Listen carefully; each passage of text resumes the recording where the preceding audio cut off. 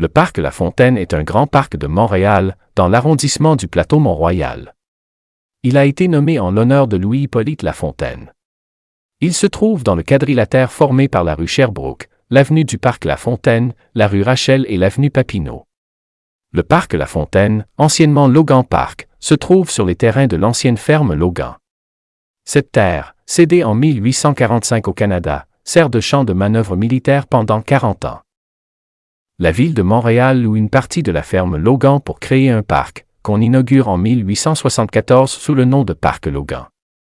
Les premiers grands travaux d'embellissement et d'aménagement sont entrepris en 1888. Ils s'inscrivent dans la phase d'aménagement des grands parcs naturels de la ville, comme le parc du Mont-Royal et l'île Sainte-Hélène. 2 ans plus tard, on y déménage les serres du square Vigée. C'est là que sont produites, jusqu'en 1952, les fleurs qui ornent la ville. En 1890, une maison est construite pour le gardien. Pendant 60 ans, elle est habitée par le surintendant des parcs, Émile Bernadet, et sa famille. En 1900, la ville creuse 2 bassins, de niveaux différents. Au centre du parc, ils sont séparés par une cascade au-dessus de laquelle l'architecte et paysagiste Clovis de Grelle aménage un pont, le Pont des Amoureux. Occupant une place de plus en plus importante dans le cœur de la population, le parc Logan est rebaptisé Parc La Fontaine en 1901.